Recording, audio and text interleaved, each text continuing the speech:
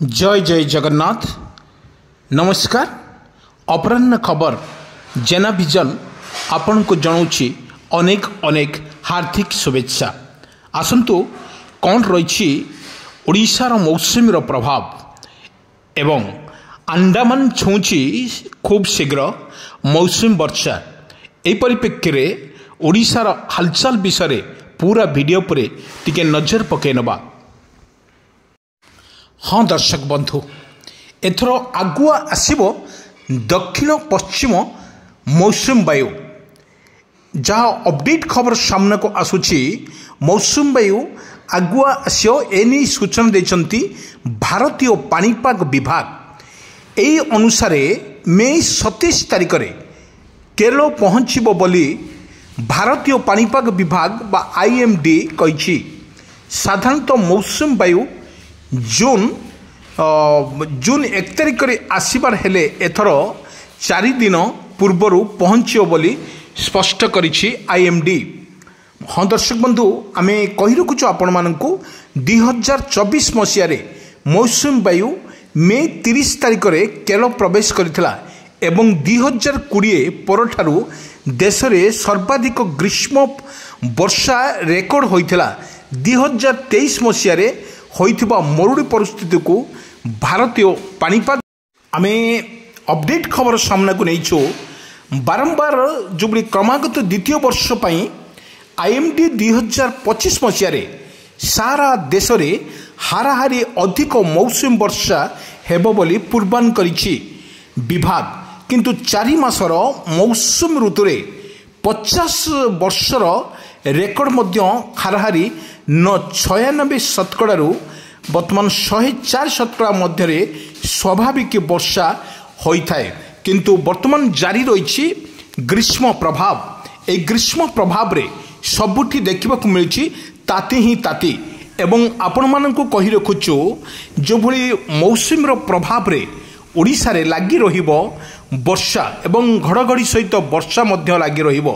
24 घंटा भितर जो भली भाव रे आईएमडी पक्षर जो घोषणा करा जायछि 24 घंटा रे वर्तमान छुईब मौसुमी वायु केरल छुईब मौसुमी वायु से प्रभाव रे ओडिशा रे लागी रहिबो वर्षा एवं घड़घड़ी सहित वर्षा लागी रहिबा माई आकलन मध्य करा जायछि। सेति मध्यरु आमे जदि आपण मानकु कहि रखुछु जो भली वर्षार बेग एवं पवन बेग एवं बिजुली सहित घड़घड़ी मारिबार मध्य रेकर्ड मध्य करा जायछि। किंतु ग्रीष्म प्रभाव रे सबुठी देखिबाकू मिलुछि ताती ही ताती। किंतु विजुअल माध्यम रे आमे देखौछु जो भली कालबैशाखीर वर्षा ओडिशा उपरे ग्रास करुछि एवं राज करुछि। अधिकांश जिले में देखा मिले कौ जिले में कालबैशाखीर तांडव थिला बेले आउ कौनसी जिले में वर्षार मध्य तांडव रहुछि एवं कालबैशाखीर संभावना अधिक थिबारु वर्तमान आईएमडी पक्षर मध्य सतर्क सूचना जारी करा जायछि। एथिमध्यरु देखुछि आपनको विजुअल माध्यम देखा जाउछि वर्षार किपरि भाव रे ओडिशा भिजिबो एवं कालबैशाखी वर्षा हेउ किंबा आगुको आसुछि मौसुमी वर्षा।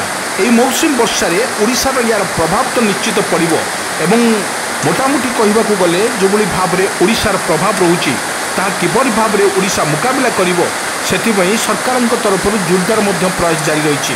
आपनको विजुअल माध्यम रे आमे देखौछु जोठी वर्षार बेग एवं पवन बेग सहित बारंबार रहुछि सेति मध्यरु एभली भाव रे वर्षार बेग मध्य रहुछि।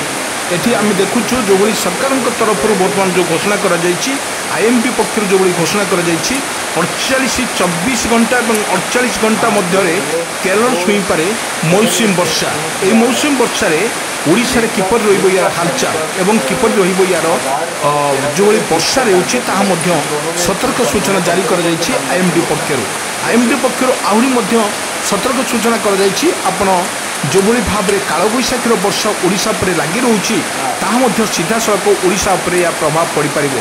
आमे जदि देखिथिलु 30टा जिले में जो भली भाव रे कालबैशाखीर वर्षा मध्य जारी रहुवा बेले गोटे पटर ग्रीष्म प्रभाव जारी रही। ए ग्रीष्म प्रभाव रे अत्यधिक ताती एवं गुलगुली की लोक माने अस्तव्यस्त हो पड़ुछंती। किंतु यही परिप्रेक्षी में जो गोटे आश्वस्ति खबर दौर मौसुमी वायु ए मौसुमी वायु प्रभाव में ओडिशार प्रत्येक जिले में आगुआ वर्षा को नहीं बर्तमान सतर्क सूचना जारी करिछि आंचलिक पाणीपाग विज्ञान केन्द्र। आम कही रखुचु जो वर्षार बेग रोचे पवन बेग आपन को विजुअल माध्यम देखा जाउछि वर्षा किपरि भाव में ओडिशार राज करुछि। आम कही रखुचु से अनुसार प्रति वर्ष हाराहारी 87 सेंटीमीटर वर्षा बोली धरा जाए। मौसुमी शीघ्र आसवा द्वारा कृषि कार्य विशेषकर धान चाष करुवा अंचल गुड़िक कार्य वृद्धि करने आशा करा जायछि।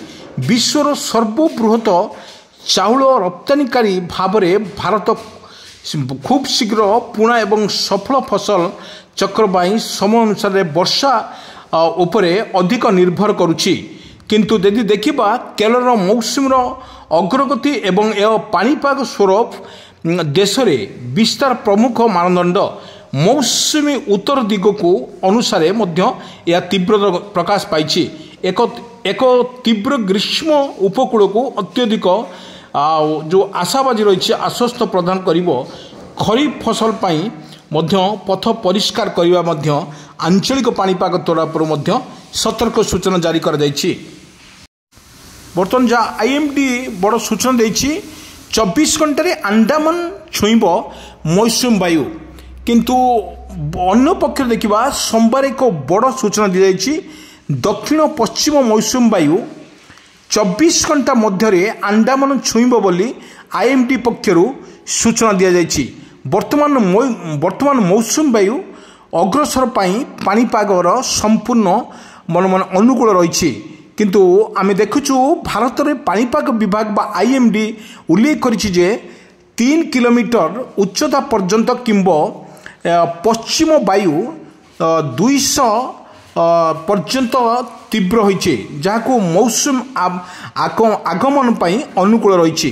सेति मध्यरु जो भली देखा जाइछि पाणीपाग विभाग पक्षरु वर्तमान पूर्वानुमान कर जाइछि जे चलित वर्ष शीघ्र मौसुमी छुईब एवं दक्षिण पश्चिम मौसुमी वायु 27 मे रे केरल पहुंचब बोली पूर्वानुमान करिछि आंचलिक पाणीपाग विज्ञान केन्द्र।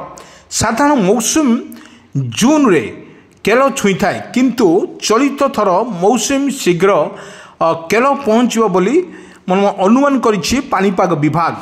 जदि मौसुम 27 सुधा केरल रे पहुंची थाए तेबे यह 2019